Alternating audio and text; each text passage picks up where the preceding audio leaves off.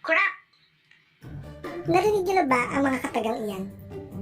Kung nakikinig ka o nagbabasa ng balitang pambansa o kahit lokal, malamang narinig niyo na ang katagang graft and corruption.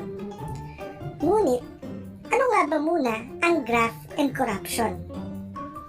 Kung hindi mo alam ang kahulugan at pagkakaiba ng dalawa, huwag kang mabahala dahil milyon-milyon ding mga Filipino ang hindi nakakaunawa sa konseptong ito. Tara, ating pag-usapan ang graft and corruption. Para sa karaniwang mamamayan, ang terminong korupsyon ay halos kasing hulugan lamang ng paglabag sa batas. Gayunpaman, sa mas malalim na pagtalakay, ating malaman na meron itong mas malalim na kahulugan. Ayon sa Transparency International, ang pinakamalaking anti-corruption non-government organization sa daigdig, ang korupsyon ay ang pag-abuso ng isang tao sa ipinagkatiwalang kapangyarihan sa kanya para sa kanyang pansariling kapakinabangan. Pinalawig ng United Nations Development Program ang kahulugan na ito bilang ang korupsyon daw ay ang maling paggamit ng pampublikong kapangyarihan, tanggapan at otoridad para sa pansariling kapakinabangan. Pero ano nga ba ang kahulugan nito sa Pilipinas? Ang korupsyon at graft ay pinakahulugan ng Philippine National Anti-Corruption Framework and Strategy. Ayon dito, ang korupsyon ay ang paggamit ng pampublikong tanggapan at pagtataksil sa pagtitiwala ng publiko para sa pansariling kapakinabangan. Ang graft naman ay espesipikong pinakahulugan bilang pagkuha o pagkamit ng financial gains sa pamamagitan ng pandaraya at pag-abuso ng posisyon.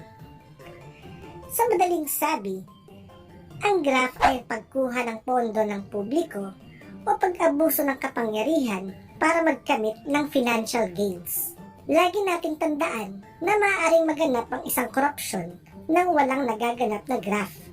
Ngunit, kapag may naganap na graft, siguradong may naganap na korupsyon dahil ang graft ay isang uri ng korupsyon.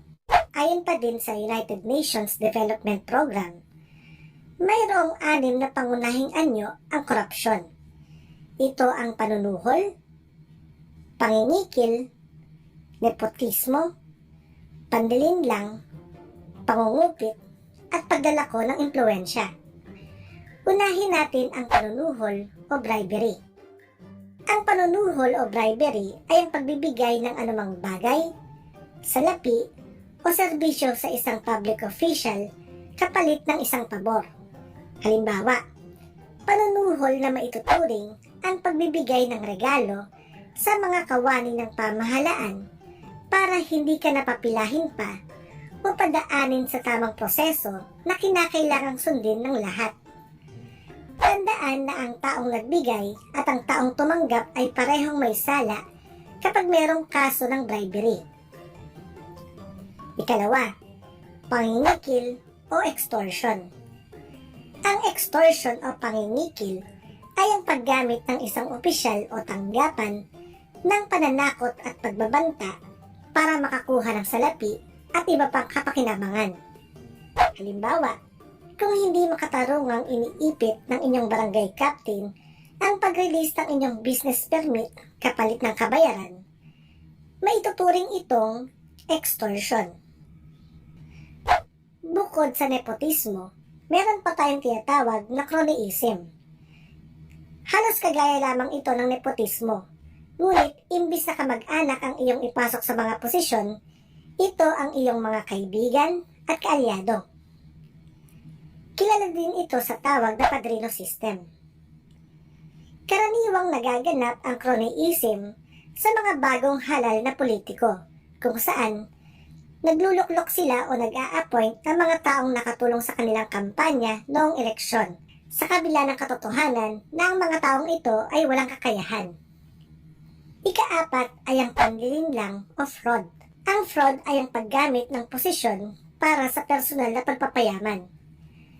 Ginagawa ito sa pamamagitan ng maling paggamit ng mga asset ng pamahalaan at pagnanakaw ng direkta sa kaban ng yaman. Kapag ang kabuuang halaga ng mga ninakaw ng isang opisyal ay nagkakahalaga na ng higit 50 million pesos, ang opisyal na ito ay nararapat ng masampahan ng mas mabigat na kaso, ang plunder o pandarambong.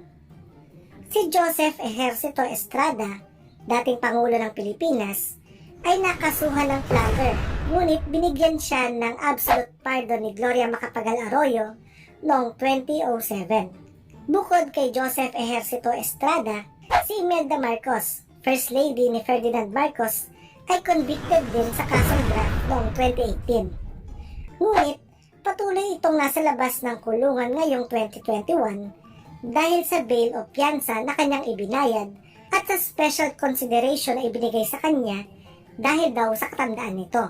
Ang ikalima ay ang pangungupit o embezzlement. Tinatawag din itong graft kung saan ang taong pinagkatiwalaan ng pondo o yaman ay gumawa ng mga hakbangin upang mailipat ang yaman na ito sa kanyang sariling bulsa.